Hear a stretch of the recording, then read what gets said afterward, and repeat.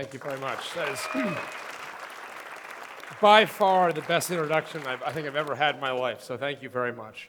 And it's true, I was a greeter at Babbage's. I would try to upsell you into the Bowen compilers were so expensive. It was like $400. And kids, if you're watching this, go to your room, just right now. Let's get that out of the way.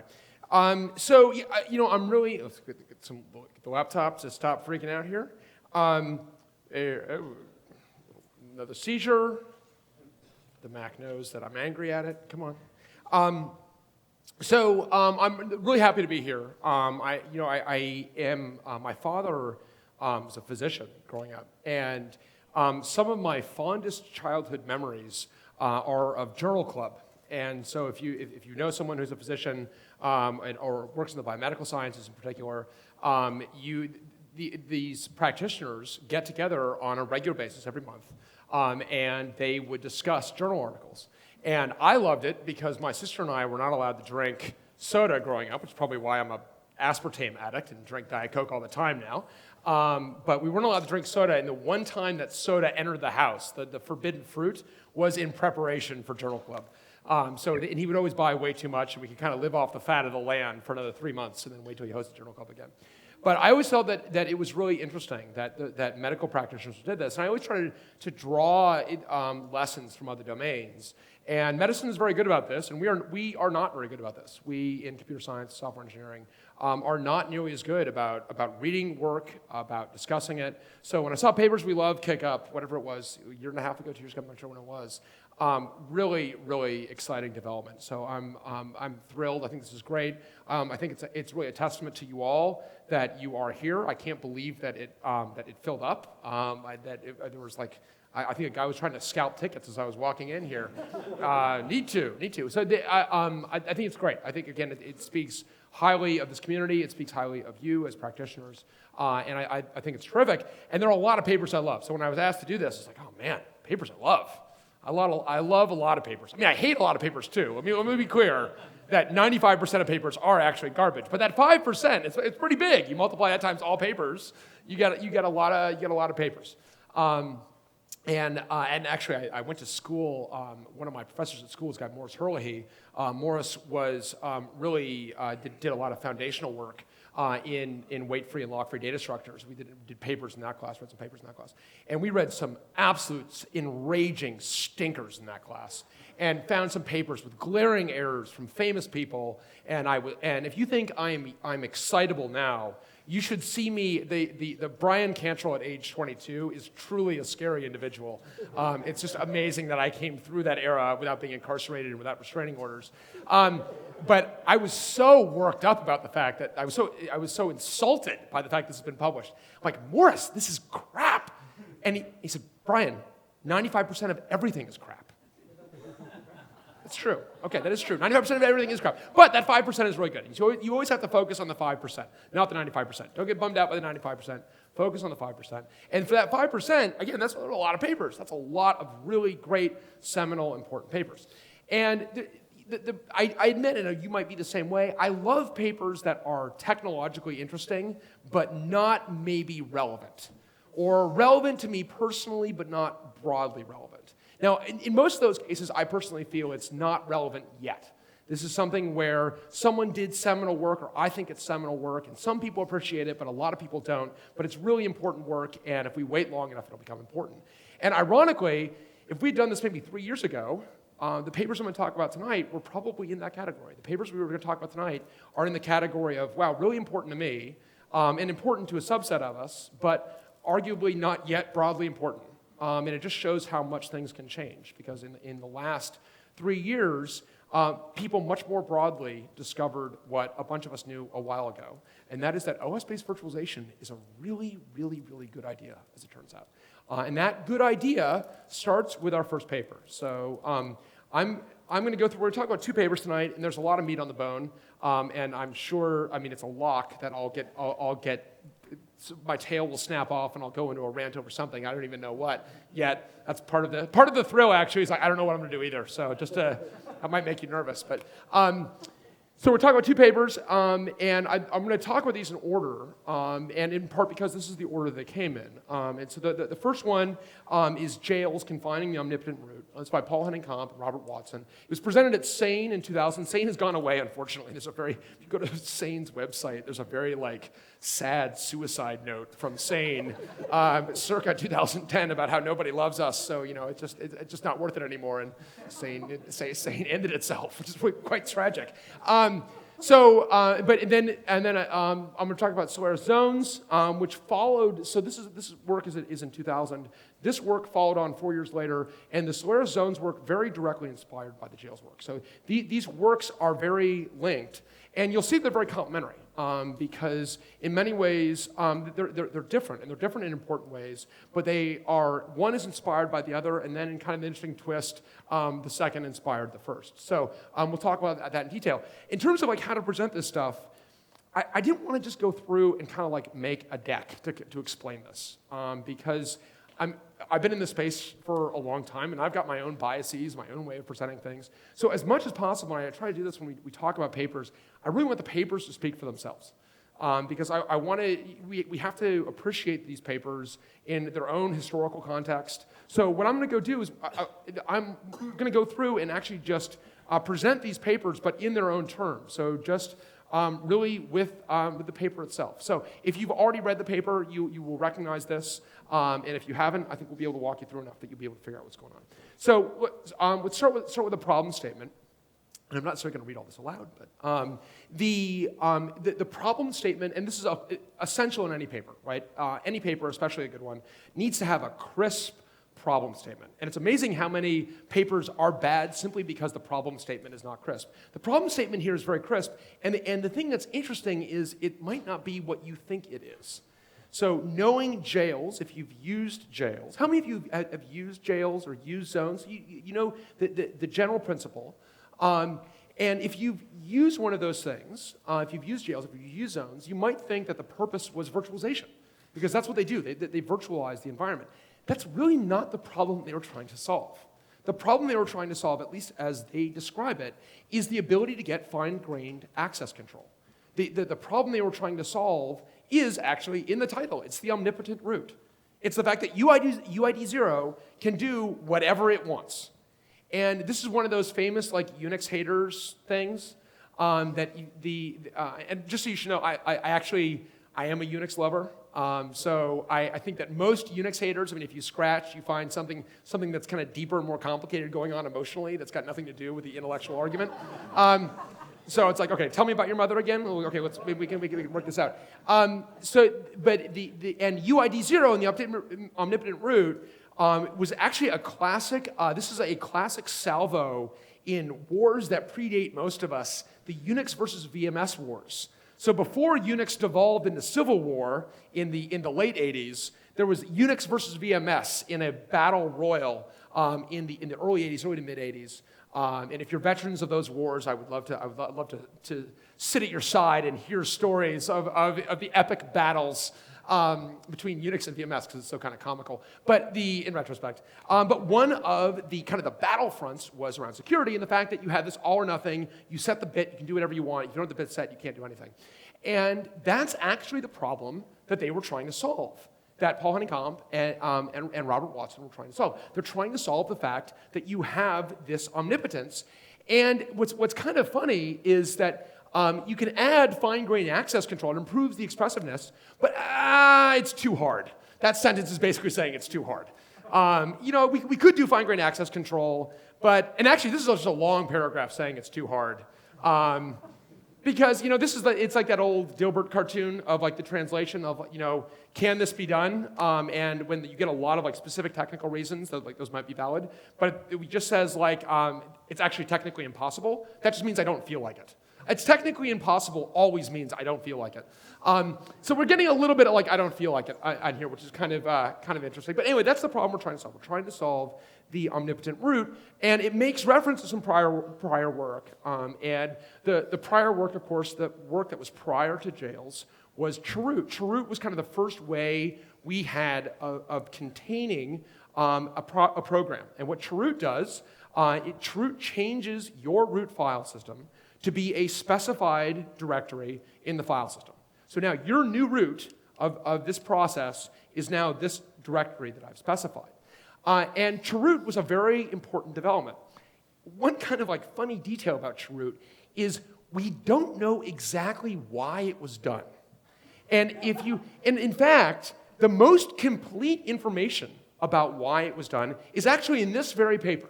This very paper explains to the best of human knowledge why chroot was done. And it's in that chroot footnote. So if you follow that chroot footnote, so I always love, I love footnotes that are like private communication. So from Kirk McKusick, so Kirk went through the SCCS logs, and I love it that Kurt is sticking strictly to the facts. The facts are that according to the SCCS log, he's not even saying it happened. He's just saying according to the SCCS log. These could be doctored, I do not know. According to the SCCS log, it was added by Bill Joy on March 18th, 1982, approximately 1.5 years before 4.2 BSD was released. Now, chroot is kind of a wild idea, and March 18th, 1982 in Berkeley, California is kind of a wild time. And you definitely wonder, it's like, does Bill Joy pass a drug test on the morning of March 19th, 1982? I'm just curious. He definitely has THC in the system. Just from walking the streets of Berkeley, you get passively stoned in 1982. So no doubt THC is in the system. But I wonder if there's something a little more psychoactive. Did you do this because the leprechaun wouldn't stop screaming at you? Or, what was the... Anyway, who knows? And actually, it doesn't matter, because we have actually something that's pretty interesting. The best guess, I love it, but Kirk says my best guess. His best guess is that he was actually trying to do it for development. He was trying to actually build 4.2 BSD on effectively 4.1 BSD, and I'm sure he had things that were including things in user include and so on, and the easiest way was just to actually modify the system to allow this actually very powerful new thing. And this is the only use of chroot I can remember from the early days. I actually caught up with Kirk somewhat recently and tried to put him under hypnosis to see if I could get anything more than this. But this is basically it. This is all we're going to get. There's nothing more than this. So I hope you can read what you need to read into this, because this is what humanity knows. And don't bother to ask Bill Joy. That's a waste of time. Whether the psychoactive substance in it at the time, I think that since that time, I think we've got enough that we're going to have to just trust this. This is as good as it's going to get.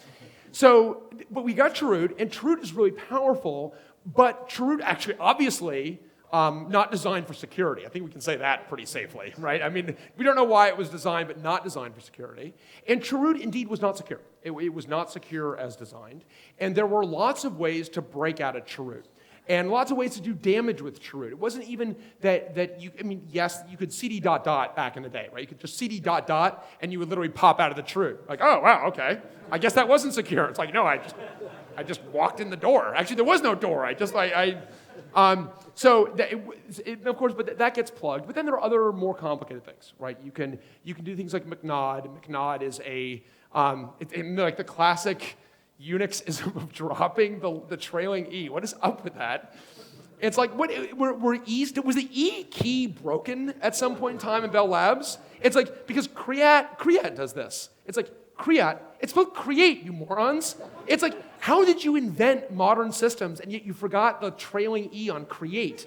So it's creat and McNod. It's like, all right, okay, I guess it took vowels out of your paycheck or something. I'm not sure what that's. Anyway, so but you could McNod a device node and do all sorts of damage with it. So it wasn't secure. chroot was not secure.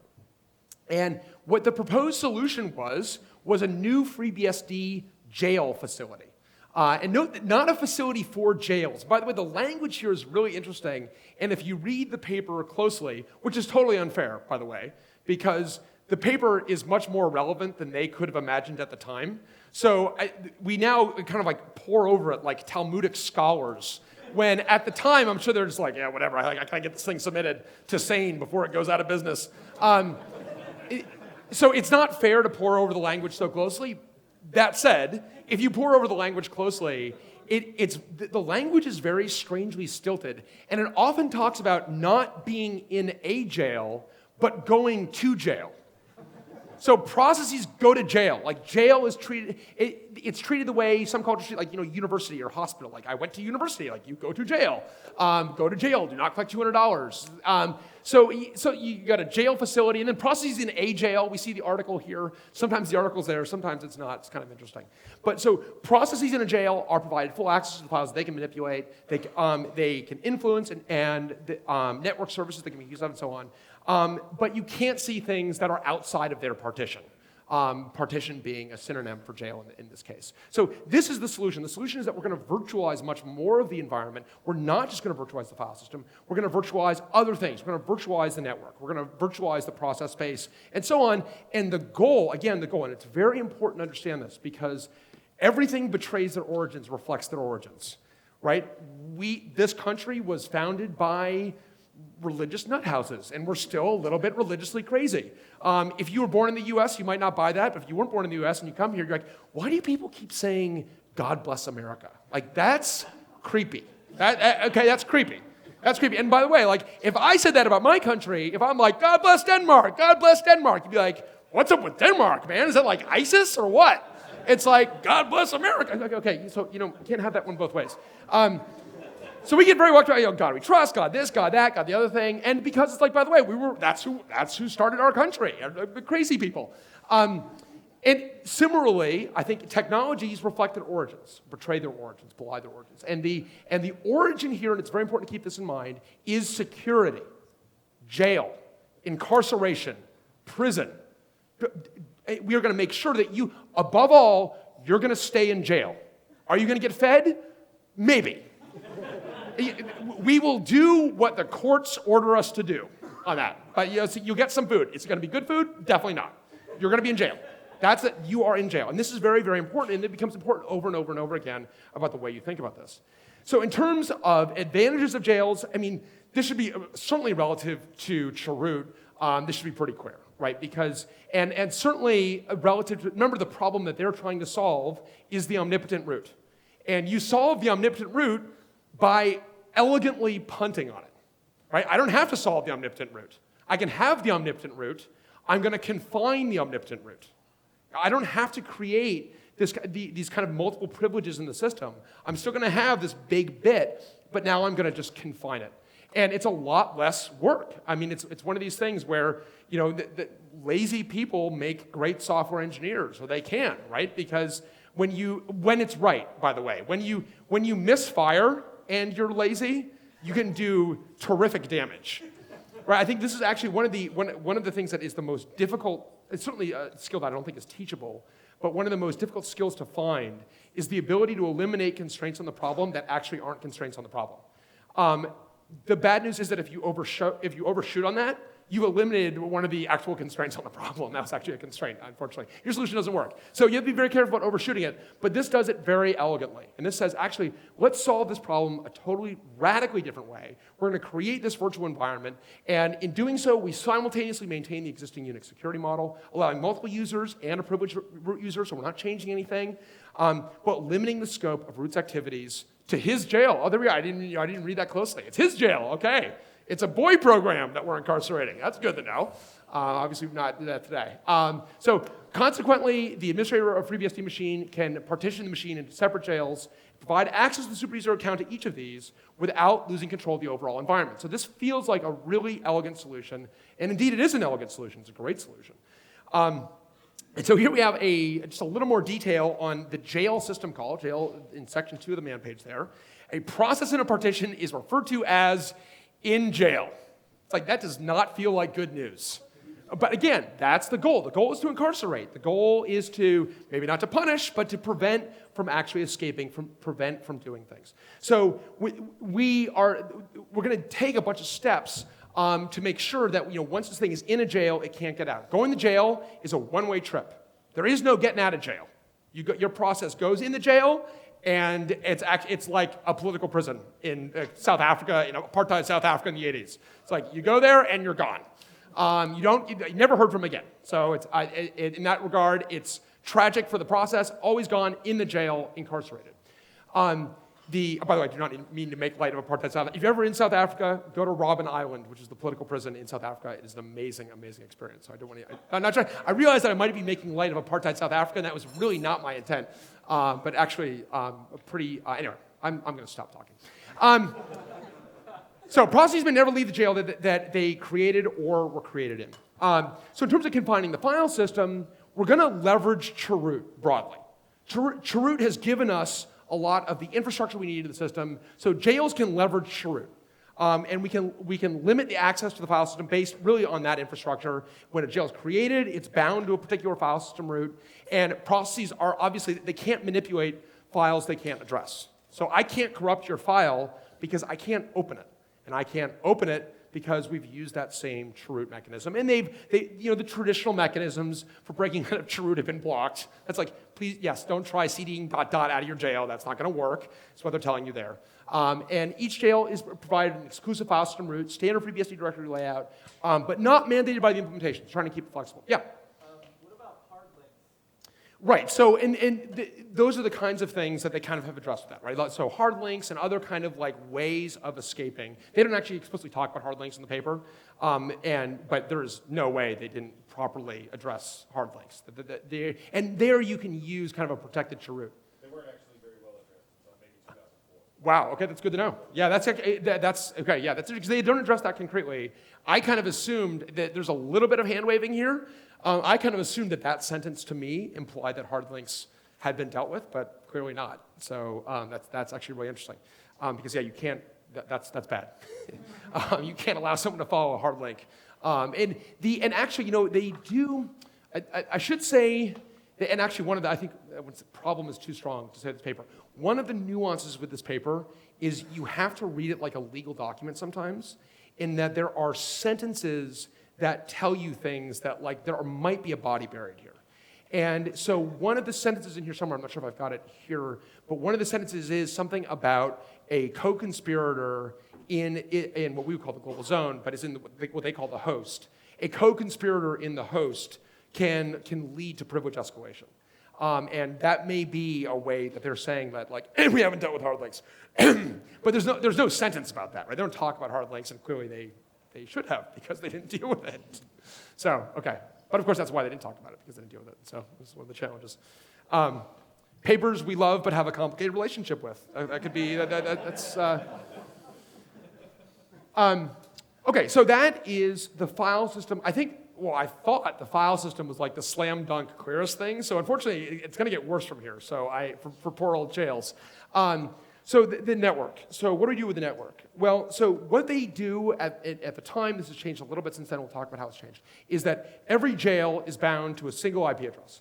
So and now process within the jail can't bind to a different IP address. And if you try to bind to an arbitrary IP address, that's going to change to bind it to the IP address that you've been designated. So you can only, as they say, as FreeBSD distinguishes, attempts to bind all IP addresses from attempts to bind to a particular address.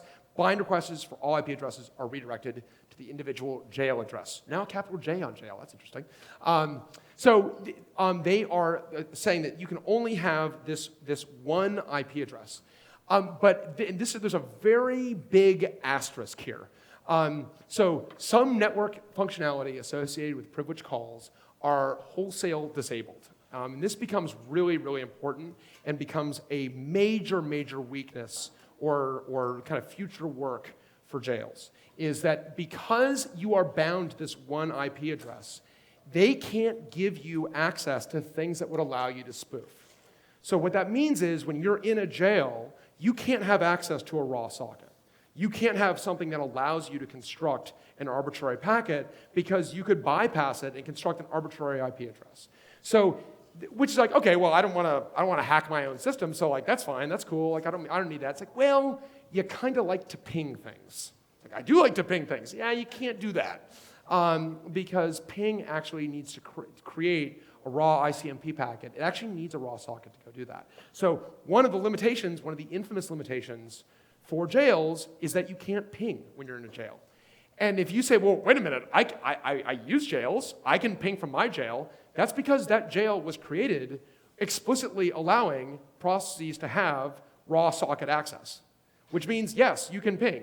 You also have now created a security vulnerability, and now in that jail, you can also spoof your IP address.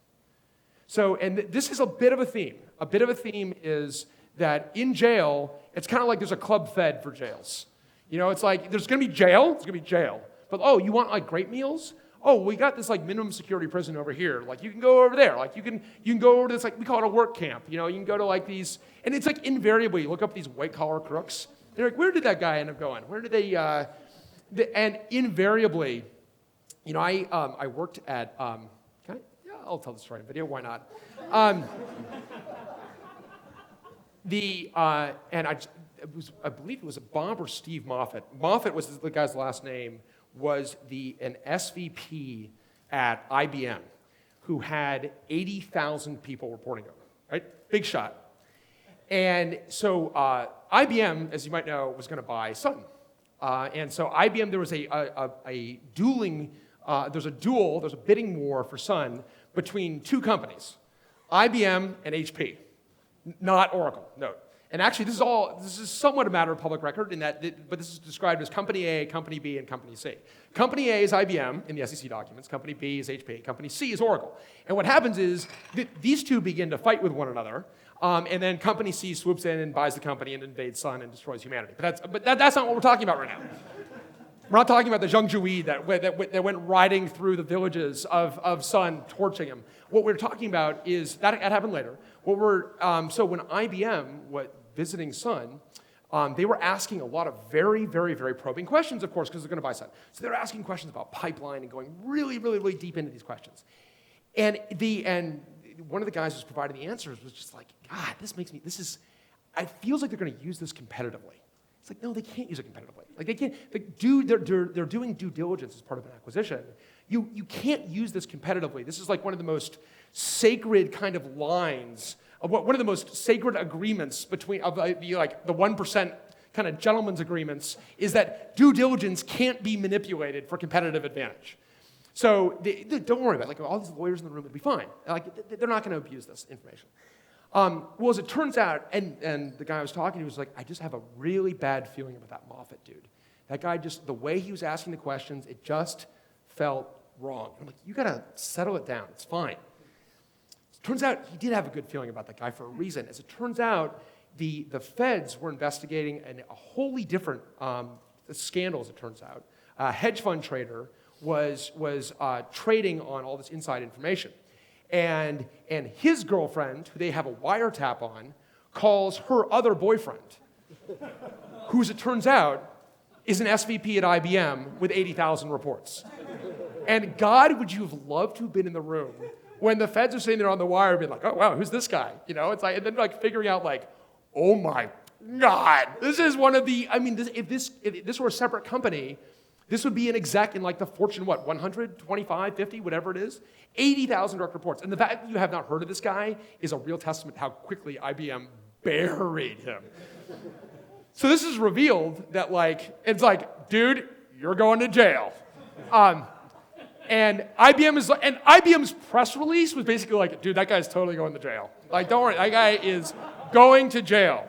So IBM fired him immediately, and IBM actually handled it as well as they could have possibly handled it. Actually, credit to IBM, they handled it. And actually, what's funny is a friend of mine works at IBM Counsel. He's like, I love that guy. And it's like, why do you love him? He's like, because it used to be everyone just blew me off. We go into these M&A discussions, they're like, I don't care what the lawyer says. But I'm like, remember Moffat? It's like, right, the guy's in jail. He's in jail. The last dude that didn't listen to me is in jail, actual jail. It's like, wow. And this is a long way. I really did not know we were going to go here. So I'm saying, I surprised myself. I'm like, there's a part of my brain being like, what the hell are we doing over here? I stepped out for a drink, and I thought everything was under control. You're right in kind of in the meat of the jails paper, and we're talking about Moffat in jail? Are you out of your mind? Who medicated you today? But it's like, no, it's fine. It's fine. It's fine. Because if you invariably, you look up these people, and they went to fake jail. They didn't go to real jail. They go to comfy jail. And it's like, why is it that, some poor person is caught for their third offense with, marijuana or whatever. They go to real jail. They don't go to comfy jail. But no, it turns out if you're totally crooked with so many wires missing in that guy's brain, like so raised wrong. No, you get to go to comfy jail. And comfy jail, of course, is I'm sure the food is great and very minimum security. It's like, oh, but the shame I brought on my family, it's more than enough punishment. It's like, not really. Actually, you going to real jail would be more than enough punishment. Anyway. But this is the problem with BSD jails. Meanwhile, back at BSD jails. BSD jails are too accommodating it's like, oh, we will send you to minimum security prison. We will just disable these things. You want raw sockets? Oh, if you need this, just do this. And you look at the documentation, and it's like they really don't say, like, by the way, if you do this, don't allow the enemy into this machine. But you have now violated, actually, the bedrock principles of jails. You are actively violating in the name of getting this thing to work. They don't really say that. But that's what happens. And it starts with ping. And it happens pretty frequently. And we'll talk about some other places that it happened. So this is a very important detail. You don't have a raw socket. And you don't have a raw socket because you're on a shared IP address. So a shared IP stack. So you've got a shared stack that you are sharing with everybody else in the system. So that's why you can't be on your own raw socket. This is important. In terms of the actual implementation, and this is one of those things where it's like you want to be careful about bragging about just how few lines of code something is. Because it's like, I did this in 4 lines. It's like, there is no error handling in this. Like, yes, you did it in 4 lines because, like, you casted all these things to void. It's like, you can't do that. We're not actually, you shouldn't be allowed to do that. So I'm always like, you have to be like, okay, that's great. I'm glad it wasn't a lot of code. But the fact, it probably wasn't enough code, right? Sometimes you especially, Alan Kay loves to do this. Alan Kay, is going to troll me until I'm dead. Alan Kay loves to talk about how Unix has totally lost its way. And back in the day when Unix was 10,000 lines of code, that was righteous. And I'm a Unix lover, but come on. I've been in that code. I've been in the Bell Labs code, and it doesn't do any error handling whatsoever. It panics if it's in a bad mood. It panics. It's like, yeah, I'm going to panic. We've been up for too long. Let's panic. And actually, that's true. It can't even stay up for 248 days. 248 days, time T wraps, and it goes absolutely out of its mind. So it's like, okay. Exactly. Right. So we need to have more code. They don't have very much code, and I would say it's a problem here. The fact that there are only 200 lines of code.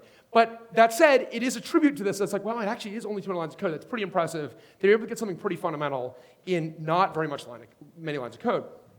So let's get into some of the complexities here. And we touched on this a little bit. This is a really weird one. So what it does is you actually have the IP address that you've allocated to a jail is also sitting in the host. Right? So the host is multi-homed. It's got some IP addresses. And so it is essentially dedicating those IP addresses into a jail. And what this is effectively saying is applications that are running on the host really shouldn't listen on those IP addresses. You're running on the host because you can see this IP address. You have no way of knowing that, no, actually, that's someone else's brainstem. You must not use it. The host isn't having, so if you're trying to use this host as an arbitrary computer, very strange things might happen. And what's kind of a punt, again, papers we love but have a complicated relationship with, in some situations, this can actually be the desirable behavior. Really? Really? It's like, in some situations. You want to be more specific? You got plenty of time. You got some sentences here. I don't want to burn a sentence with some ounce of specificity about how this could ever be desirable. It's like, okay. No, I'm just saying in some situations. It could be desirable. It's like, are you my 8-year-old? I feel like I'm in an argument with my 8-year-old. So this can actually, I said it can actually be, I didn't say it is. Go to your room. And don't say unikernels again. I don't care that you watched that video. So in some situations, it could be actually desirable behavior. I don't really buy it. This is actually very confusing behavior, especially third-party applications that have been installed on the host. So this is definitely a complexity. The file system also has complexity. So to improve storage efficiency, a fair number of the binaries in the system tree may be deleted, as they are not relevant in a jail environment. It's like they may be, okay. Which ones do I delete? You delete a fair number of them. Okay, so can you give me some guidance? You can delete the kernel. Okay, I will delete the kernel. You can delete the bootloader. I will delete the bootloader. You can delete related files. Okay, what are the related files? There are a fair number of them. It's like, okay, come on. Can you help me out a little bit? I'm just trying to create a jail here. So this is a little bit ugly. They don't say any more on this, probably because they're moving right along with the paper. I mean, this is one of those things where it's you can see they're coughing at the end of the paragraph. Let me just get through this paragraph, and God, let no one ask me about hard links when I go to present this thing. So, I mean, this is a little bit ridiculous. And what this is basically saying is, That actually is about hard links. So the devices were, of course, built back then, right? There were files that were actually built in the file system, right? And would be part of your user land tree. Right. So this is a nod and a hint to, oh, by the way, you may want to take all your disk devices. okay, if true, if what you're saying, so you should know this is a very serious allegation you're making. If true, if this is no, I told you about that vulnerability. Read the paper again. I told you right there. It's the sentence that begins to improve storage efficiency. It's dude, you are not going to walk for this one. That this was manslaughter, it's murder one. I think we can get a murder one conviction here. Yeah, so if there's a nod, that's more of a twitch, I think. There's little wind blowing through the hair. So I don't, especially because the sentence begins to improve storage efficiency, I do buy that they're saying hey, there may be some cadavers here. That may be a hand sticking out of the ground. Just kind of get that thing down. So there's some complexities with the file system as well. And then there's some really serious user management complexities. So one problem is that UIDs UIDs can conflict. And so you can have UID 123 in one jail can match UID 123 in another jail. And that actually is not necessarily, as we'll talk about when we get to zones, that's not necessarily a deal breaker. That's actually okay with some asterisks on it. And some of the asterisks are you need to make sure that 123 in the host doesn't conflict with that. It's really not clear what happens here. In fact, it's not even clear to me that it's clear to them what happens here, because whenever someone says confusion and unintended consequences may result, it's okay, it may result. I'm not saying it will result. I'm not saying by the way, if you figure out what happened, can you let me know? Because I'll make it more specific the next time. I've got no idea what happens. Don't do this. Don't do this. I don't know why. This collision of identifiers is a problem. And unfortunately, and this is where we get to another kind of incompletion of jails, this burns people really bad to this day. And this is now advancing out of the paper at the current time. If you run Postgres in a FreeBSD jail today, you have to deal with this issue. Because if you run Postgres, every Postgres instance in each jail needs to run under a different UID. Because if it doesn't run under a different UID, they will see one another's System 5 IPC, which is their shared memory, and they will plow one another. And you're wait, what? No, hold on. What? No, time out. I missed something. I was having a fight or flight reaction to the Moffat thing earlier, and I think I blacked out, and now I don't know what's going on.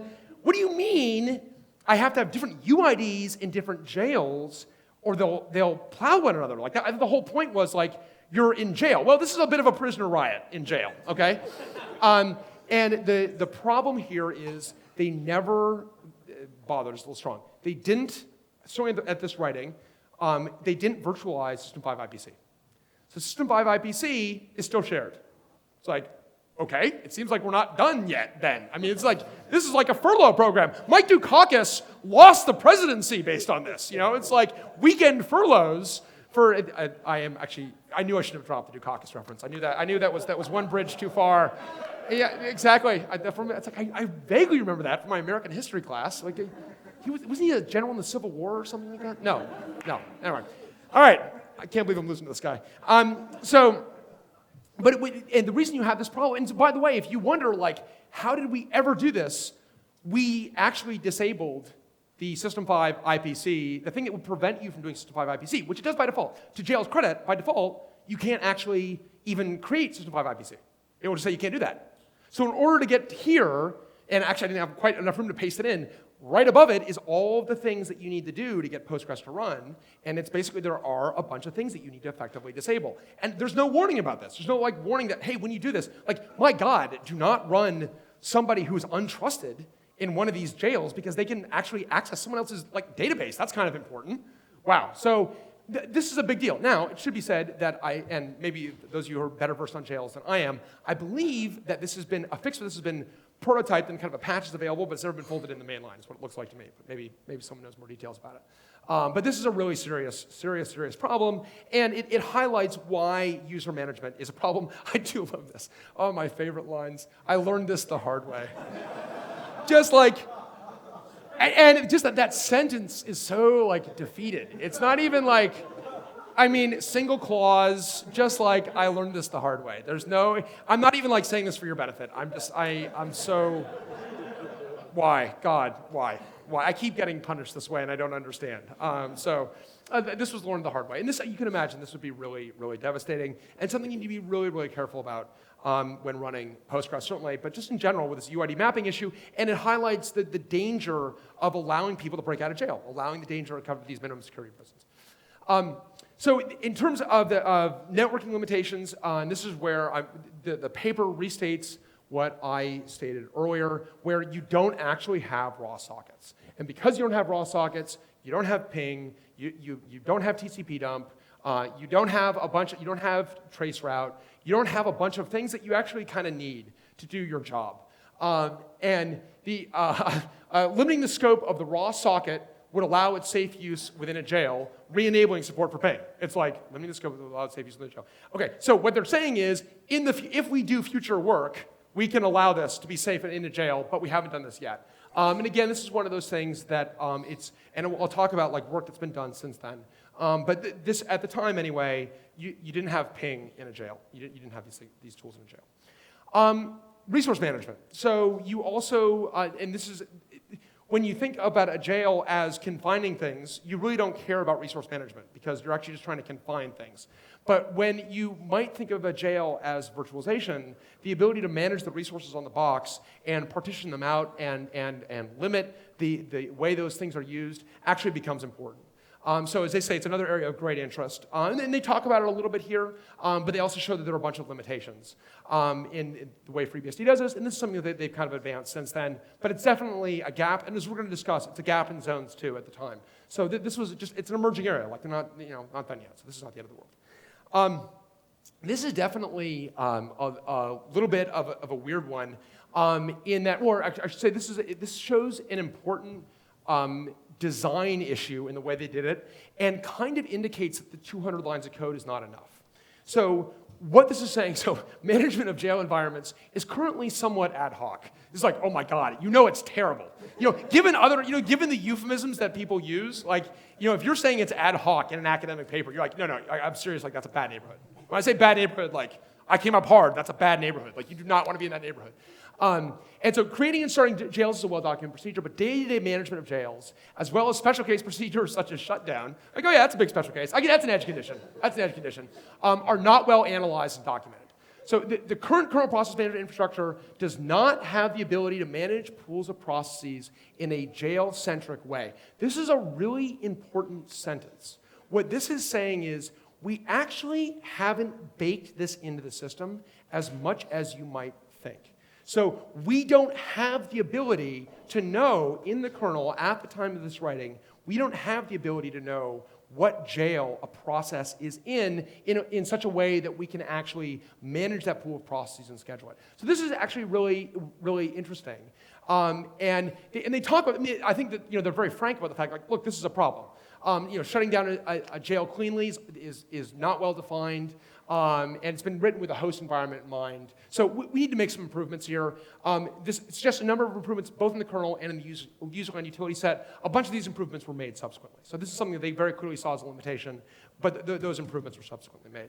So in terms of the epilogue to jails, and those of you who know a lot more about jails and maybe we can talk about this in some length when we get through zones. jails became a lot easier to manage. They managed, JLS, JPS. We'll talk about the JLS lists your jails. JPS shows you a process listing and corresponds that to jails. I like Easy Jail.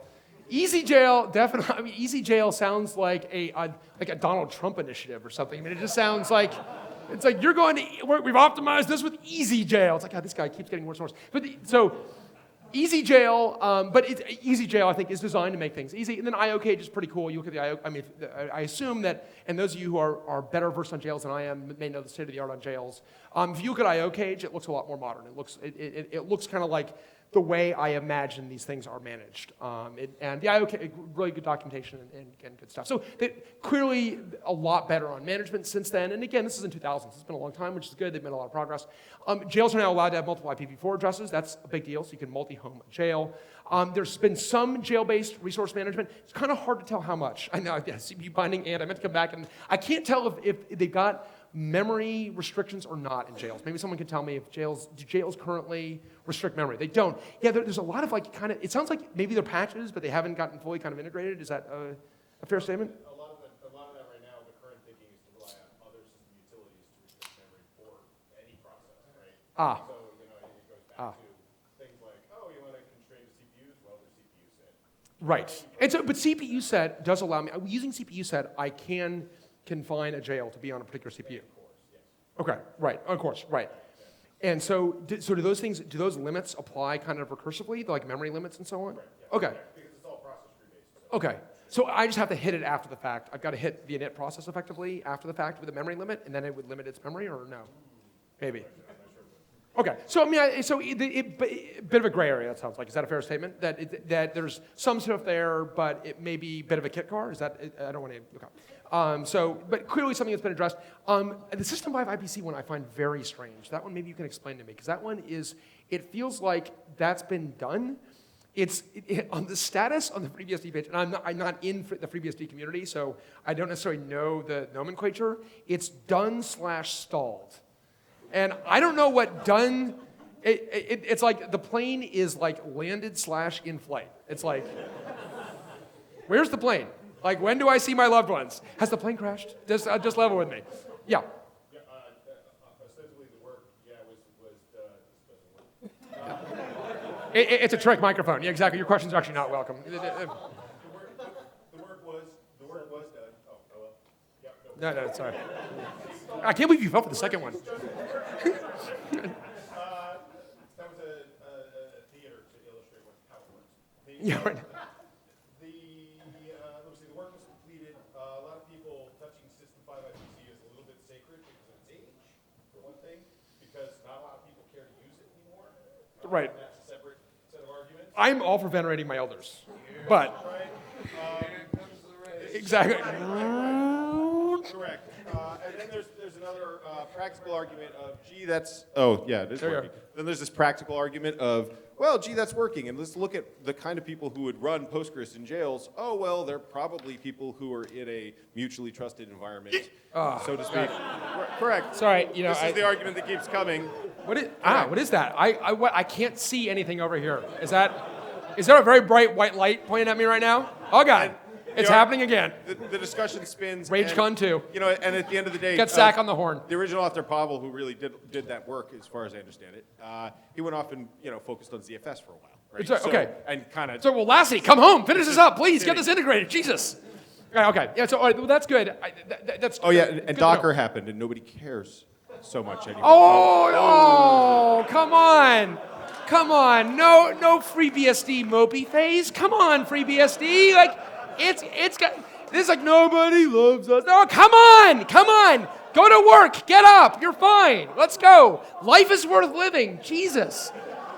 It's like FreeBSD needs Prozac. It's just like, I find that really it's kind of, it moderates me a lot. I find the euphoria's gone, but I'm no longer depressed.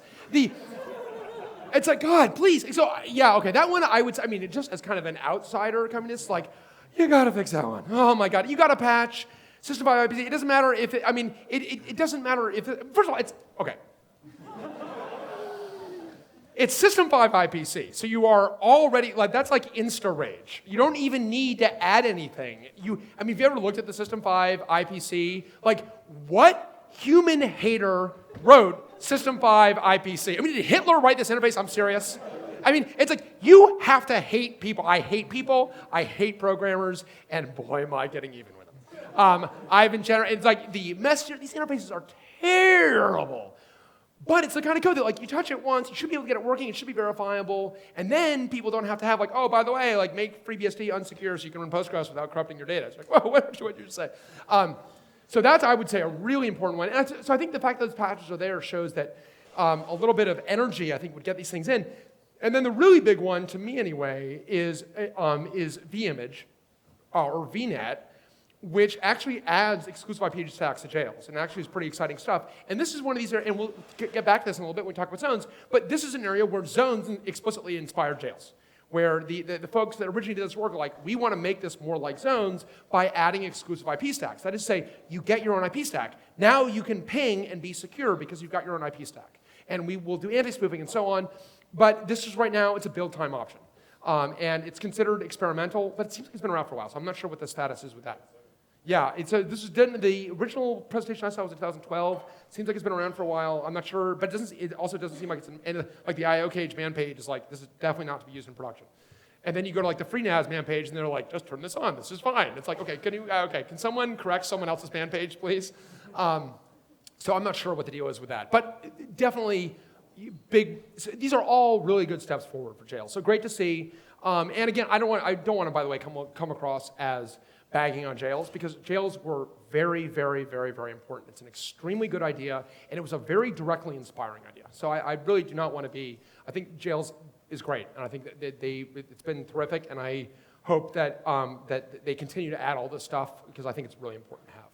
So that's jails, and jails is very important, and then we get to a couple years later. So I'll tell you what happened inside of Sun, and this is where I got a little more personal experience. So I worked at Sun at the time, worked at Sun, as Ryan mentioned, I started at Sun in 1996, and worked all the way through the dot-com boom and bust, which is actually going to come up in this paper, believe it or not, if you read this paper very closely.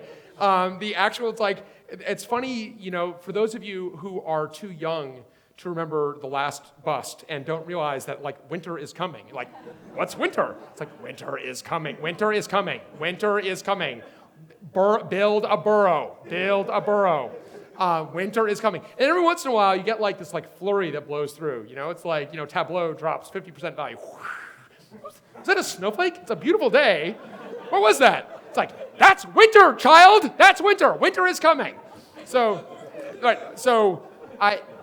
as someone once told me, enjoy the party, but dance close to the door.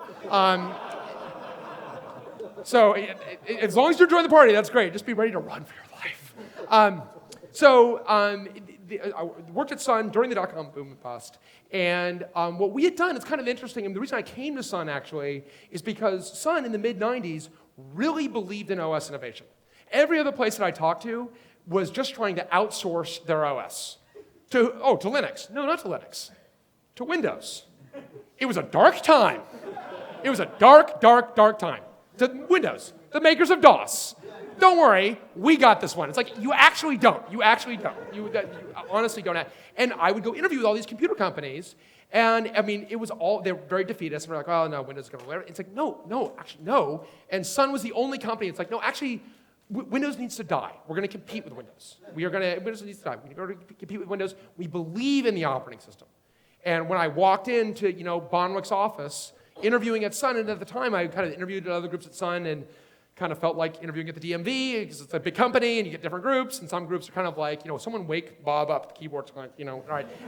But then I walked into Bonwick's office, and it was like a bolt of lightning, and energy and enthusiasm and belief in the ability to innovate in the operating system. Emphatic belief. And what I saw is that is what I wanted to go to. I wanted to go innovate in the operating, and there were two companies I found that actually believed in OS innovation in 1996. One of them was Sun. The other one was B. And you're like, B? Yeah, exactly. All right, we need to have the, gotta get the lighter going for B.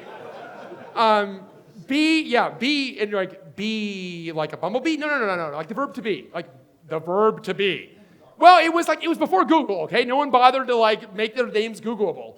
So B was a really interesting company. B was developing their own hardware and their own operating system, BIOS, which I thought was very interesting. And they were very invested in it. It was a bunch of Apple refugees. And I interviewed at B, and it was a startup, very kind of exciting. And I interviewed with a guy at B, and who's an ex-SGI, super sharp guy. And I actually liked him a lot. And actually, it was kind of an interesting moment. The reason I decided not to go to B is because at the end of the interview, he's like, look, I'm going to level with you. I like you a lot. You're a great fit. I need you to come here. I need you to come here. And I'm kind of like, okay, that's cool. Got it. You need me. Got it. It's like, I need you to come here because all these people are from Apple. And he's from SGI, right? They're from Apple. Like, I am the only grown-up here. I'm like, I'm 22, and you think I look young now. I mean, I look like an 8-year-old. I mean, it's like a tall 8-year-old. He's like, I need you to come here so you and I together, honestly, this is what he said, you and I together can teach them about signal semantics. And I'm like, what sort of screwed up mission is that? I mean, like, I'm going to teach, talk about, I feel like this is like asking an atheist to go to the Congo and convert people. Like, no!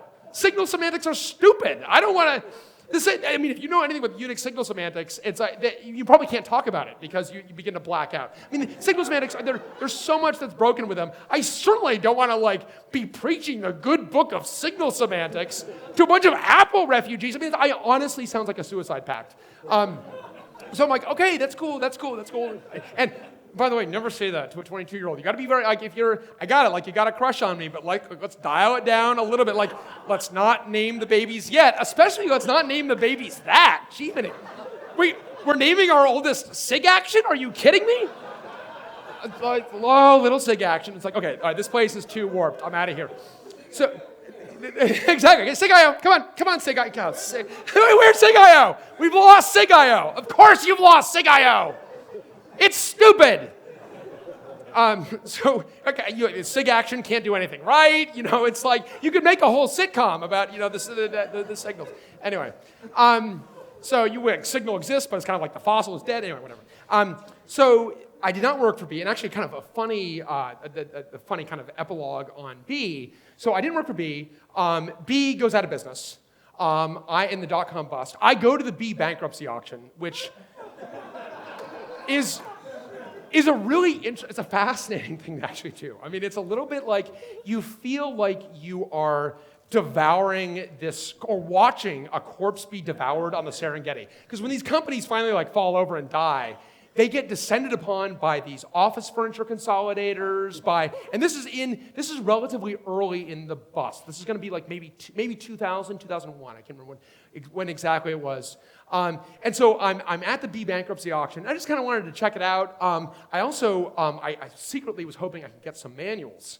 I like computer manuals. I'm kind of that guy.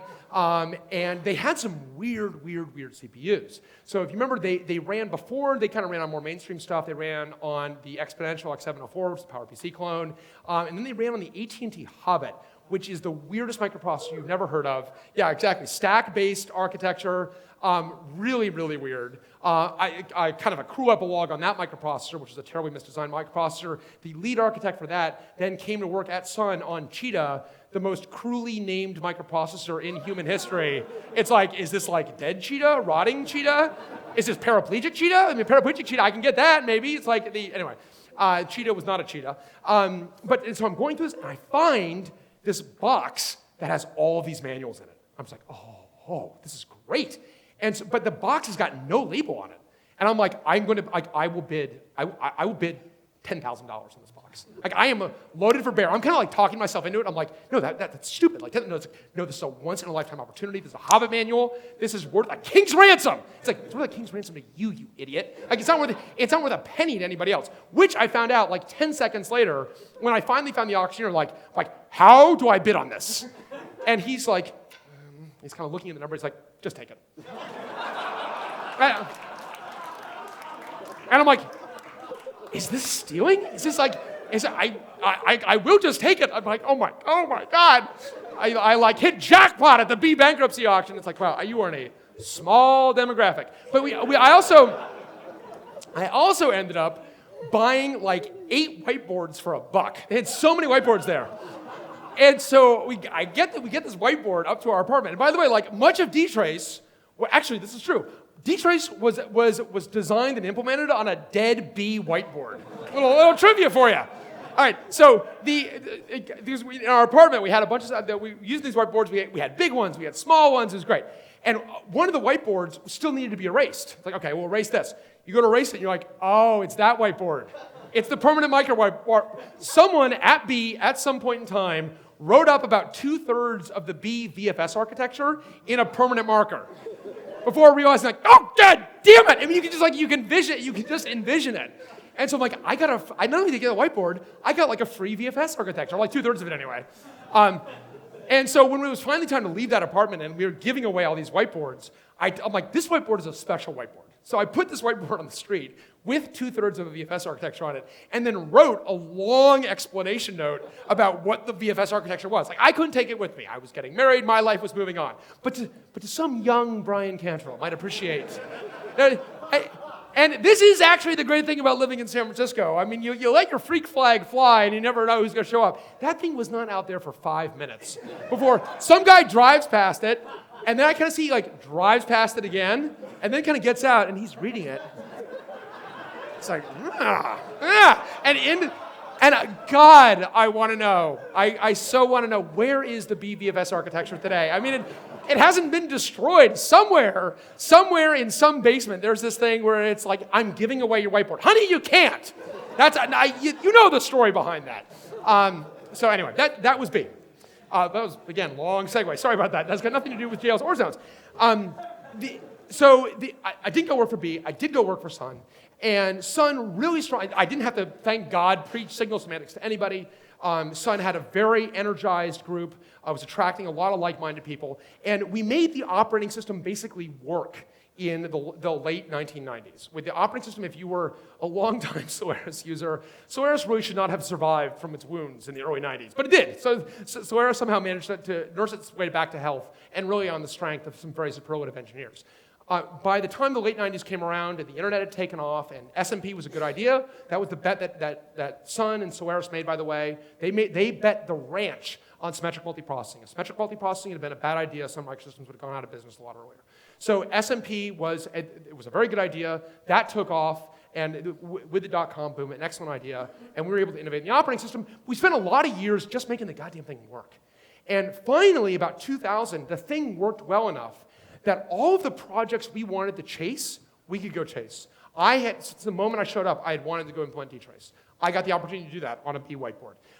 There were other engineers. Jeff had always wanted to write a new file system. And Jeff was very excited, and I knew what Jeff needed was, Jeff, what you need, and he had tried to do this for a year without someone like this, and couldn't make forward progress trying to lead people that were not as motivated as he was. I'm like, you need the right university graduate. And it's a great point of pride for me that I found that right university graduate, Matt Ahrens, hired him straight out of school. Matt was basically connected with Jeff at the hip, and those two wrote ZFS together, which is great. That's happening. We're writing D-Trace. And meanwhile, Andy Tucker and Dan Price and a couple other engineers are off doing Zones. And Zones was something that they were interested in. They wanted to go do.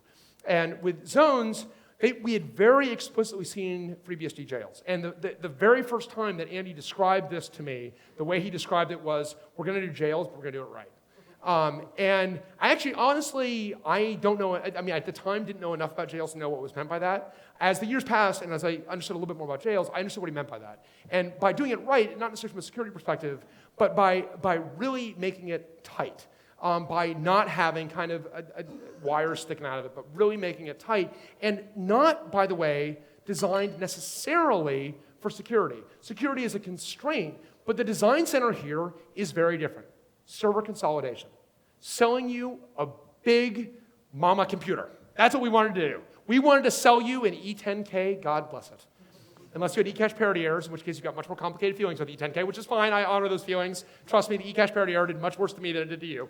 But the E10K was a galactic machine, 64 processor, 64 gigs of DRAM machine, huge, huge machine that in order to sell, we needed to actually be able to consolidate workloads. So that is the actual design center for zones, the consolidation of different workloads, different commercial workloads. Now, security is a constraint. You have to have security, but it's not enough. You need a lot more than that.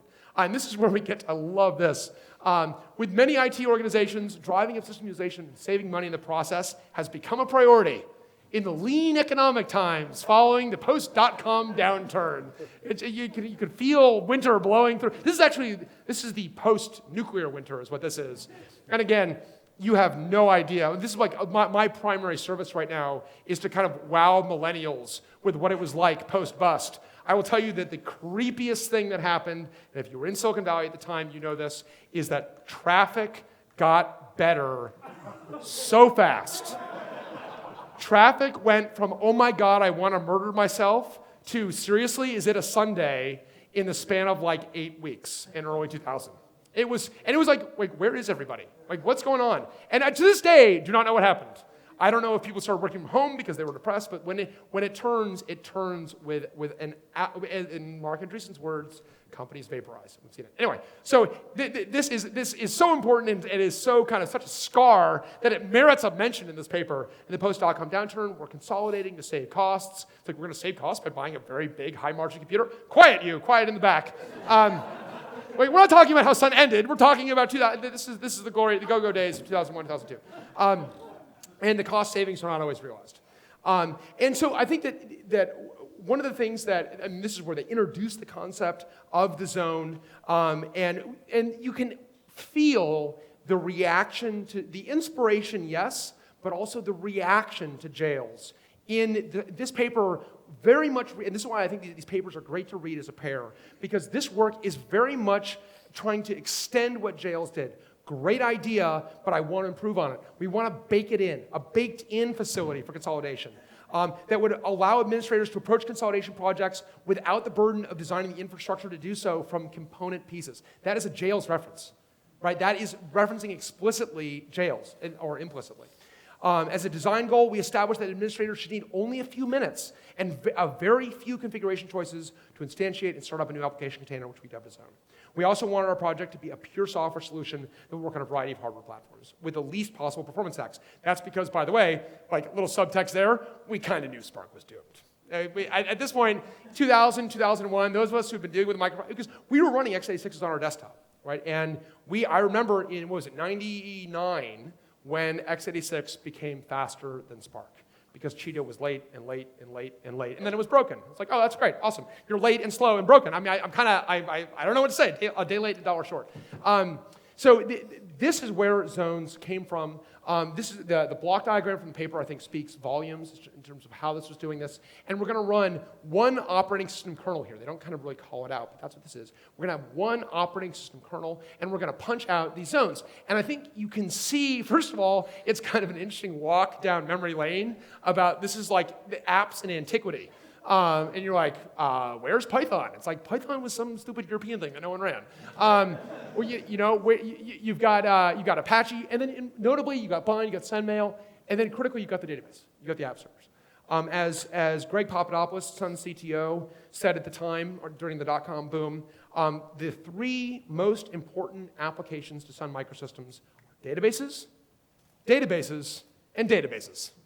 So databases were, I mean, little did we know that we were actually sowing our doom, but let's not, the databases were very, very, very, very, very important to Sun, and so there was no way we were going to contemplate anything that didn't actually allow you to run a database. That was going to be very key, and you can see it in this paper, the databases and the app servers and so on. And then your zone management, and then in your networking devices, this networking device is a Cassini. This is honestly the worst device in God's green earth. This is like, it's an unfortunate little like scar on this paper that Cassini should be forgotten by humanity. First of all, Cassini, you may remember, was also the probe that everyone was concerned would blow up and spread radioactive fallout all over Earth. Well, that's exactly what this did. So it's like, well, everyone was focusing on this Cassini. This Cassini was actually, it was a 27-watt part, which, if you know anything about the way a chassis is cooled, a NIC, like 27 watts, like where did you spend it? It's like, I feel this is like my 11-year-old saying he spent like $5,500 on lunch. You're like, what? Like you can buy the cafeteria 5 times over for that. That doesn't make sense. Like seriously, where did it go? It's like, I don't know, I just bought lunch. And it's like, no, just, I don't know, it's 20, okay, well, it's melting the other parts, so we may want to actually, and anyway, total disaster of a part. But this is the way we're gonna structure zones. We got the storage complex over there. I'm not sure. That's very strange language. I meant to get with Dan and Andy before this, be like, did you have a storage complex? What is that? I didn't even know what a storage complex is. It's like, you should know, I've got a storage complex. I'm interested in you, but I got a storage complex. You should be aware of it. I medicated away, but it's just, whatever. It's something else. Exactly. So, and then the design principles, which they really expand on, first and foremost, we're not confining the omnipotent root. Our solution must solve consolidation problems. So that is the design constraint. It has to support commercial applications. How are we going to support consolidation? We're going to have namespace isolation. We're going to have security isolation. We're going to have resource allocation and management. We have to solve all of these problems. That's what namespace isolation and abstraction means, but abstraction is one of those words you can kind of throw into any sentence and not change its meaning, so fine. But this is how we're going to solve the problem. These are our constraints. But by exploiting and sharing, sharing and semantics inside a single operating system instance, we can support a large number of application environments. So this is a very big deal. We want to be able to support a large number of zones. And we want, and they use language in there that I actually like, and that I know is, knowing Dan, is definitely language from Dan, where they say that the operator should be the pilot, not the mechanic. And I think that's a great line. And from the pilot seat, we should be able to tell which processes on the system are consuming the most CPU cycles. We should be able to operate this thing. So the operability of zones is really important. The state model is pretty simple. We're going to have, and I think what this shows, in fact, this is so kind of straightforward that you wonder, like, why were they going to point out the state model? I think what they were doing, and again, I should get with Dan and Andy to talk about this, but I think they were actually contrasting it to other approaches, because this is an in-kernel state model. The zone is an in-kernel notion, as a jail is in BSD, but the state is also, the state of this thing is also in-kernel. This is very baked in. Part of baking this in is baking in the state model, where we're going to configure one of these things, then we're going to install it, then we're going to run it, and then it's going to be running, and then we can halt it. By the way, shut down, not an edge condition, very important. We can run it, go back to the installed state, and so on. So, pretty straightforward state diagram, but one that bears mention. In terms of the configuration, we're going to use this thing with zone config, used by the global administrator to configure the zone's properties and describe the zone to the system. The tool can be used in interactive mode, or it's like, what? Did you just say interactive mode? I thought I heard interactive mode. It's like, yes, it can be used in interactive mode. It's like, oh, okay, Dennis Ritchie is angry. What is interactive mode? So this is like a captive interface. Okay, are we a mainframe now? Why do we have a captive interface? Okay, so or scripted mode, it's like I steal stuff or I don't steal stuff. It's like, no, you can't no, but I won't, fine, I won't steal your wallet. Like you're uptight about it. It's like, no, but you would steal my wallet if you let me steal my wallet. Like, do you want me to steal your wallet? No! So this is a little weird. This shows like a little bit of funkiness, like captive interface, and I'm not a huge fan of captive interfaces, but they did develop a captive interface for config, but at least it can be scripted, so fine. And then it's like, oh, total sign of the times. Oh, XML. Presently, comma, an XML file. There's even like a little bit of awareness of like, wow, this is rank. Is this really the only way to do this? And so I am very pleased to report that now, 15 years after the fact, it is presently, comma, an XML file. I think you just can't. And definitely one of those things that you want to go do, but it's one of those things that is a very expensive, risky change that doesn't change the system at all from a user's perspective. So you're kind of like, okay, it's very hard to get motivated about it, but yes, this should definitely be JSON or something else. Oh, there we go. I trolled Heinz. It's great. Isn't it presently No. a JSON file which will generate some XML? On SmartOS it is, yes. So SmartOS, actually, and actually the way we have actually, that's actually a very good point.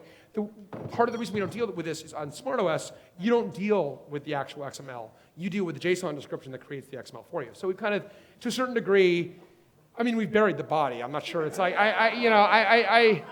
I kind of feel, and then I'm sure that like JSON will be rejected for the next thing, and 2 decades from now, we'll be like, oh my God, we got to rewrite, and I'm sure it'll be in some other dumb format, and it'll be like, and someone's is going to take this apart and start like naming names, and thank God it's going to be Dan and Andy, not mine. That's going to be, but so it is an XML file. It's still an XML file keyed by the zone name.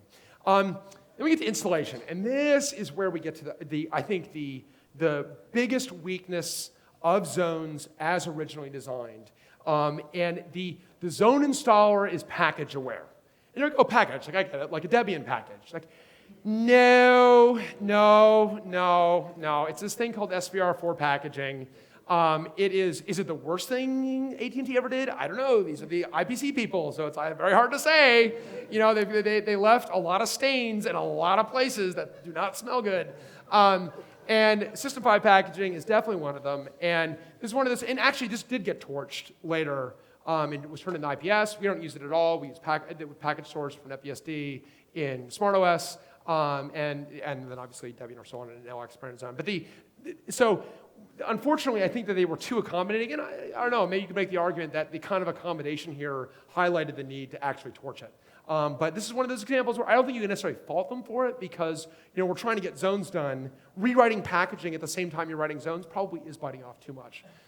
So it's reasonable, but boy, it ends up being gross. So, and part of the reason it's gross is because the real problem that they were trying to reconcile, and not well because it's a hard problem, is they wanted to allow package add and System 5 packaging to be used in the global zone as well as the non-global zone. So they wanted you to be able to use packaging to manipulate both this stuff. Well, these things conflict about certain files, right? User bin ls, who's responsible for that? Well, if that's coming from the global zone and it's loop backed in, that's coming from the global zone. That can kind of change from underneath you. And it became a big galactic mess. So the installation section is where things begin to kind of go off the rails a little bit. We'll come back to installation in a little bit. We talk about some of the work that's been done since then.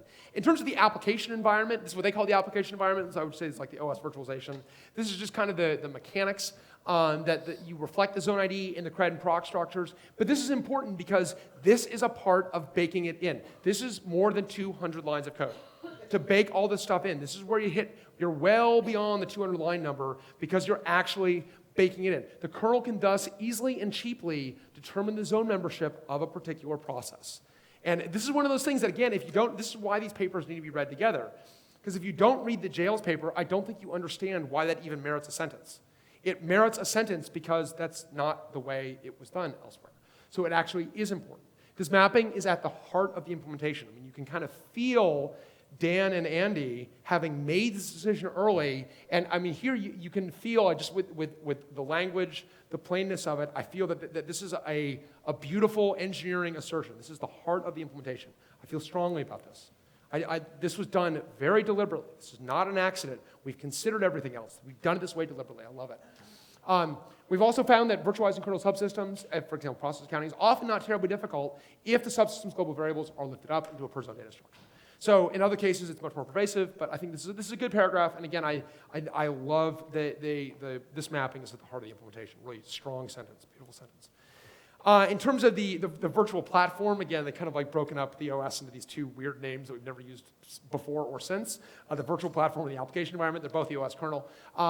We take a snapshot of the zone configuration, and then we create the zone T, and we got this thing into the ready state. We create the zone console. So this is one of these things that there was no way that you're going to talk about what happens here without Dan mentioning creating the zone console because so much of his own blood was in it. He had poured so much sweat and blood into the zone console. It's like, we're going to talk about the console quite a bit. Thank you very much. It reminds me of we had made a storage product at Sun, and one of the things we wanted to go do, which made sense, is when a drive failed, we wanted to go light the LED on the drives. Here's one to replace. Makes sense? Yeah, this is like borderline and unsolvable problem. It's like an open problem to light the right goddamn LED. Because you get this information about this logical drive that's failed, and now you need to go into the physical world which is filled with firmware. It's like you're playing a video game with like firmware level bosses that you need to defeat. Only like, okay, I think I've won this thing. Like, oh my God, there's another level. It's like, oh, I just got killed. What was that? It's like you have to go defeat all this firmware. And one thing is, a Set a Container Summit, I do believe strongly, there is a war going on between firmware and humanity. Which side are you on? You must pick a side. You must pick a side. And the firmware, unfortunately, is not getting any better. And anyway, lighting the LED on the drive was really, really, really, really hard. And we finally did this. And what I loved is he would get this, at our truck, who I worked with, whenever this would kind of come up in conversation and someone would dismiss it, you're like, oh yeah, of course you like the LED on the drive. You're like, okay, look, get down, everybody get down. And your truckers like, roar! Just so, destroy the city because it's like, nah. So it's like kind of the same way, like, creating the zone console. I'm sure Dan would have loved to put this in caps. It's like, Dan, we can't put it in caps. We can't scream creating the zone console. Are you saying it was easy? I'm not saying it was easy. You know how I feel about this. Settle down. Actually, Dan is such a mild-mannered guy. That is so wrong to malign him that way. Sorry, Dan. And this is where we get to. Speaking of the console, and I just love this paragraph. This is one of those things where it's just like, I'm just like, just let him write the paragraph. Just don't. The shepherd's like, just be cool. Let him write. He needs to write the paragraph. He wrote the paragraph. It's great. And actually, it is great. I mean, one of the things that's really neat is that the zone console does exist before it boots. And so you can actually zlog in -C to a zone and watch it boot up and actually watch the console messages. And most importantly, a familiar environment. It's the familiarity that's important there, which is pretty interesting. In terms of the process model, this looks very similar to the Jails process model. And here's where we come up to probably the only, my personal contribution to this work before it was published. I contributed a bunch after it was published, some after it was published. But because I was very busy on dtrace, I did not contribute much to this work before it was published. But I did make 2 contributions. One of which I knew about, one of which I didn't know about until I was preparing this talk. The one that I didn't know about is I told Dan and Andy they needed to write this paper. And when I was going through my email, there's this emphatic email from me. I mean, you think Dan gets worked up at the console. There's an emphatic email from me that we had to publish on Greenline, SMF, on Zones, on ZFS. And as it turns out, not everyone listened to me. A lot of people didn't listen to me, but I think Dan and Andy has a PhD in computer science, so for Andy it was not a hard sell. I shouldn't claim credit for it. These guys wrote the paper, but I was actually kind of surprised that I was like, oh wow, actually I really was very explicit about the fact they needed to write this paper. I'm really glad that they did and that I encouraged them to do that. The thing that I definitely remember, because that definitely left a scar, one of the things that they wanted to do, so what happened is, zones were working. All right, they're working, they're really cool, and one of the engineers is running zones on his desktop. Great, cool. And he goes to pkill send mail from the global zone. And he pkill send mail from the global zone. Pkill is a utility that allows you to kill a process by name. You're like, yeah, the Linux thing. It's like, yeah, okay, yeah, the Linux thing, but yeah, it actually came from us. Anyway, I digress. There's actually a terrific story there that I'll tell if we've got time. But so we pkill send mail, and what happens? All the send mails in the box die. The send mails in the global zone die, but all the send mails in the non-global zone die. And it's like, this is unacceptable. You shouldn't be able to pkill from the global zone. And so they added a bit, they started modifying all these utilities such that you would have to add a flag. If you wanted to pkill from the global zone, you wanted to pkill everything, you had to add a flag. And you had to set a bit on yourself on your own process. If you set a bit in the global zone, you could see all processes. If you didn't set a bit, you could only see the processes that were in the global zone, not in the local zones, the non-global zones. And I did catch wind of this on the Caltrain shuttle back in the day when you basically could not find a seat in Caltrain, which is right now, by the way, be very scared. But you couldn't find a seat in the Caltrain shuttle, or on the Caltrain shuttle. I was talking to one of the engineers. He mentioned this, and I'm like, does that feel right to you?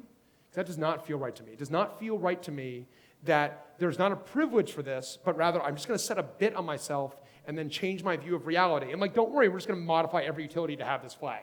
It's like, doesn't that smell stinky to you? It's like, well, we don't want to have, like, if you kill send mail in the global zone, it's like, well, what if you actually want to, from the global zone, kill all the send mails in the box? It's like, well, then you would set the flag. It's like, this smells wrong to me. How about in the global zone, don't kill send mail unless you want to kill every send mail? It seems to me that it's a much cleaner model to just say, if you're in the global zone, you can see everything. By the way, be careful. And this was an argument, bluntly. This was an argument. It was a disagreement. But I wasn't the only one. I summoned a posse, so I was not the only one on this. This was going to affect dtrace, among other things. Because one of the things I didn't like, why am I so upset about this? Why am I so upset about anything? But why am I so upset about this? Because we were implementing dtrace at the time, right? And I really didn't want you from the global zone running dtrace. You're aggregating on PID or whatever, and you're going to see a PID. Great. Okay, what PID is that? PS minus P, that thing. It's like, that is not a process. It's like, I just saw, okay, oh, that process is gone. It's like, no, it's not gone. You just forgot to specify the flag saying that you wanted to see it. So dtrace is going to lie to see it. You're going to be allowed to see it with these other tools, and you can't have half an abstraction. That doesn't work. So the abstraction was going to be wrong if we did it that way. And fortunately, I prevailed. And one of the basic principles of zones is that processes in non-global zones shall not be affected, but also extends to visibility. And there we go. We chose. Okay, yeah, yes, you chose. That's right. It's your choice. It had nothing to do with the fight or flight reaction that might have been inducing. We chose to get Cantrell out of our underwear. No. We chose to allow any processes in the global zone to observe processes in other objects in non-global zones. It allows such processes to have system-wide observability. I think this is very important. You run PRSet in the global zone, you see all processes. The ability to control or send signals to processes in other zones, however, is restricted by a fine-grained privilege. I really love the way they solved this one. So they got priv-proc zone. Priv-proc zone is the privilege in the global zone that allows you to see other processes. So if you desire the behavior, I've got root, I don't want this to happen, remove this privilege from yourself. Strip yourself of this privilege, and then you can't, and you won't be able to see it. So I thought this was a great way of solving it. I think it's a classic example of you kind of come to loggerheads, and I've done this over and over and over again in my career. You come to loggerheads with engineers like, no, I don't do it this way, do it that way. And actually, it's a false dichotomy. There's a third choice out there. If we brainstorm a little bit, we can find a third choice.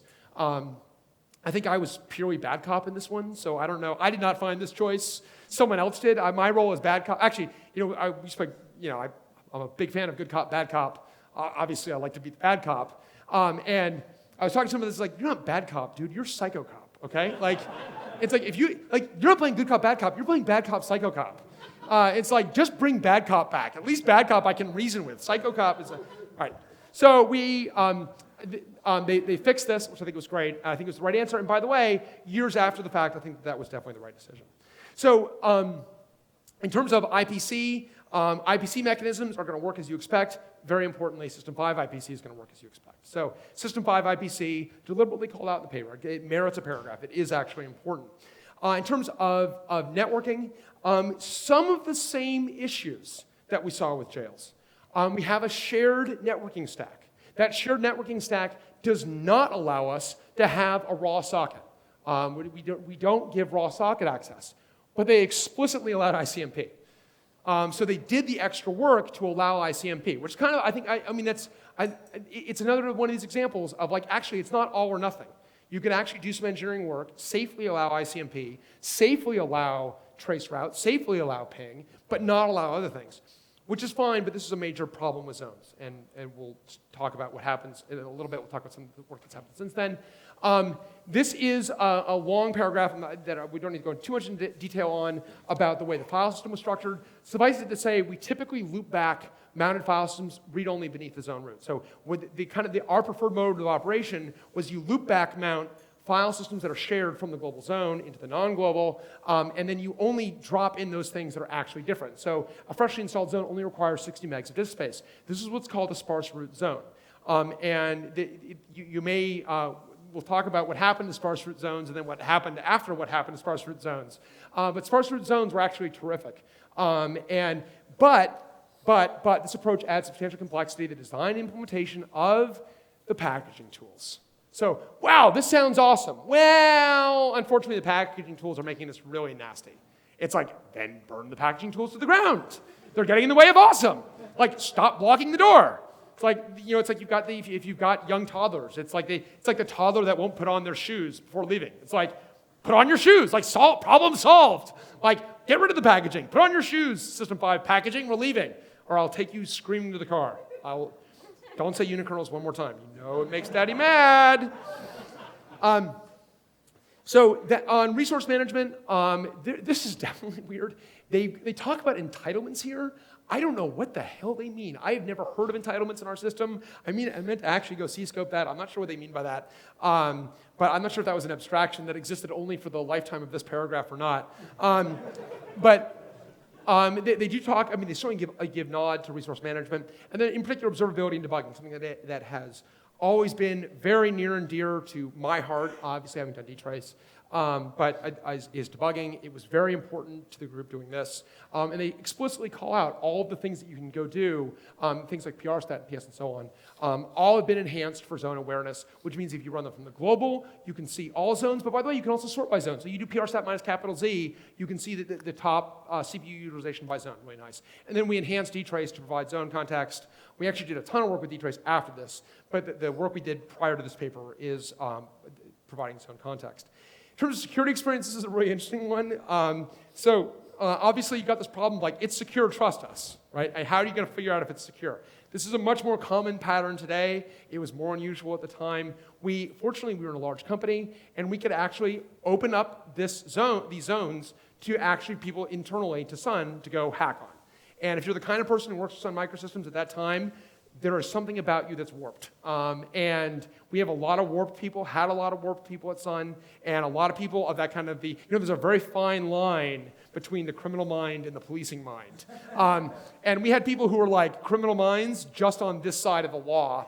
And we had a contest to find the /secret file, and there was a vulnerability they knew about around NFS and mounting DevKmem, and they talk about this in the paper, I don't have it here, but that vulnerability was like immediately used within like hours. And they're like, wow, that's really creative. It's like, yes, these people are very creative. It's like, thank God they're on our team. It's like, yes, thank God they're on our team. And thank God they don't want to sell what they do on our team. But this was really successful, and we were able to really beat on this hard. It's a tribute to this team, because I think it's tough to open yourself up to these kind of attacks. Internally is really tough, and they did it. And huge credit, by the way, Casper Deek, if you know Casper Deek, long time at Sun now, still at Oracle, suffering from Stockholm Syndrome, worst case of Stockholm Syndrome in human history, incarcerated by Oracle, but Casper was one of the ones that broke this. It was pretty terrific. So we kind of nailed a bunch of this. I love this workload paragraph. The workload paragraph is terrific they talk about jails. Jails have been deployed. We want to see how they're being used. Zones are, while the primary focus is for server consolidation, zones are well suited for application developers. This is like maybe foreshadowing for 15 years into the future. Well suited for application developers, and may help organizations with large internal software development efforts to provide a multitude of so-called test systems. I love that, like, test systems is in quotes. Really? Was that okay? Tell me more about these test systems. How very, very interesting. Many customers we've encountered spend substantial sums of money buying servers solely for this purpose. What a timepiece. God bless those customers. Thank you so much. And of course, they have long since vaporized themselves all in the clouds. All right, okay, that's like Antiques Roadshow for computer buyers. Zones are also a useful solution for web hosting and internet-facing applications, again, kind of foreshadowing the cloud a little bit, in which large number of application environments on modest hardware is important. So in terms of the epilogue of zones, the epilogue of zones is pretty deep, and I will obviously end here, but I'm happy to go into kind of questions, and I can talk until I can't talk anymore. But we added Crossbow, which is very important. Crossbow added virtual NICs. We added the idea of virtual NICs, exclusive IP stacks, and then somewhat perversely, we added VNICs, we added exclusive IP stacks, but then there was a gap where we had done that, but we hadn't done anti-spoofing. So then, if you created an exclusive IP stack, which you could do for your zone, that zone could then spoof its traffic. They could cons up an arbitrary IP address. And of course, there's warning about that. So fortunately, they did add anti-spoofing. Anti-spoofing is essential to allow it to be deployed safely. So that was done with Crossbow, which is great. I did a ton of stuff with resource management, much more complete memory capping, CPU capping, I/O throttling. and so on. And then, of course, ZFS. ZFS is not mentioned at all in this paper because ZFS is not disclosed at that point. That's why ZFS was not talked about in that paper. It was not integrated, not disclosed when they submitted the paper. But ZFS totally changed everything.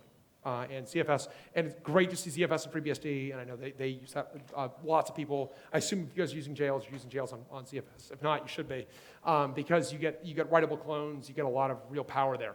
Now, with the introduction of IPS packaging, which is the replacement for System 5 packaging, Solaris got rid of sparse root zones, and then after Oracle invaded the company, we added them back. We had Joyent added them back, added sparse root zones back to SmartOS. Thanks to a couple of things. One, we don't have IPS, so forget that. And we don't have global zone package management. We simply have a platform, and we use package source, so that was very easy for us to do.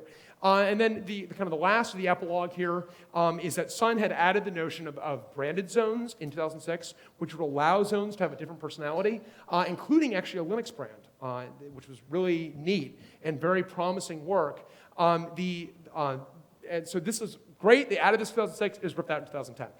We at Joyent revived this in 2014. And it's like, why didn't you do it earlier? It's like, why didn't we do it earlier? I need a good answer for that one. I don't have one. I'm sorry.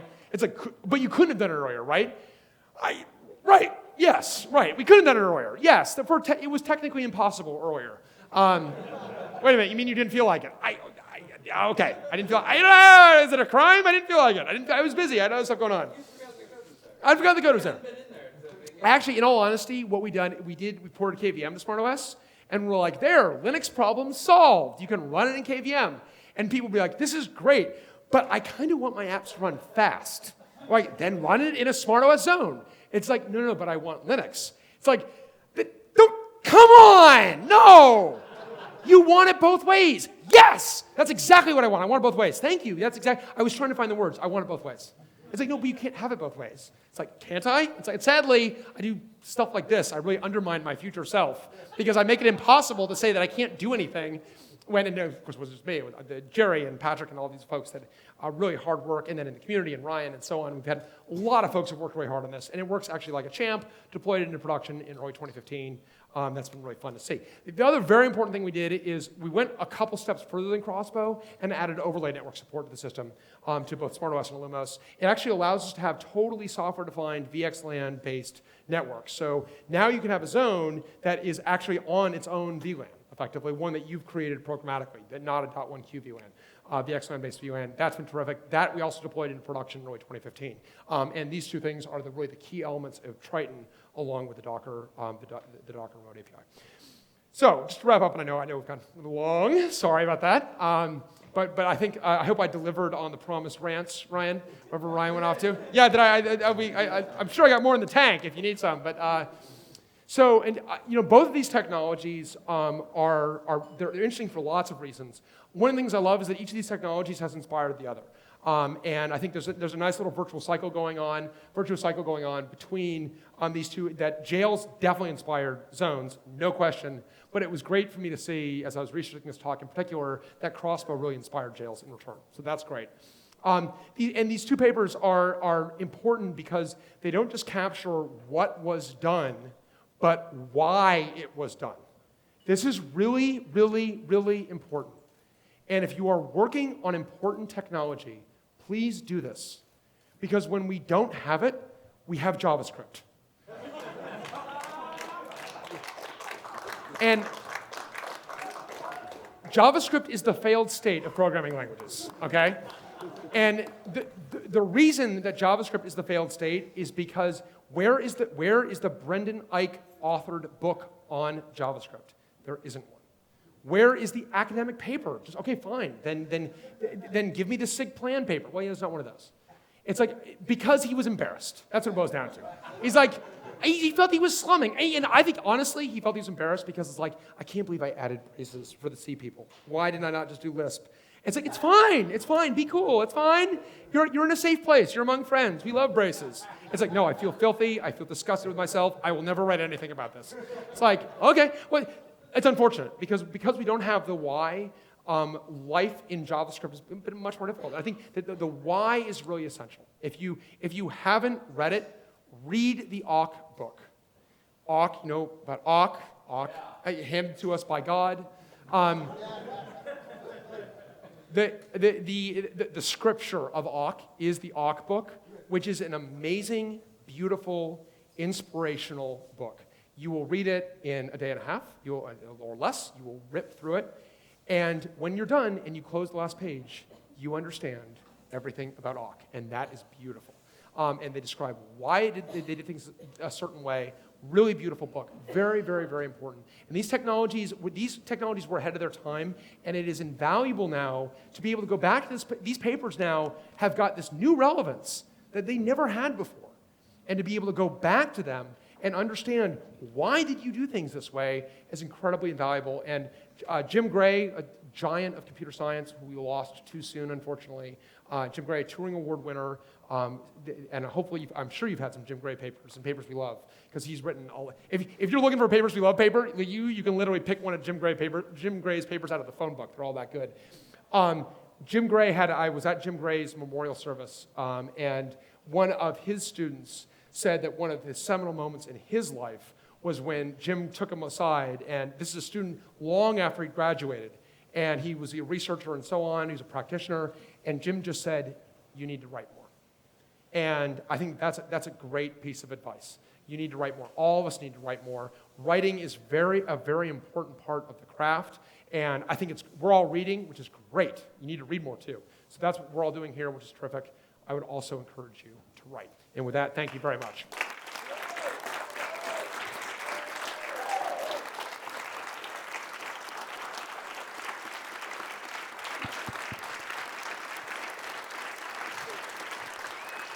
Thank you.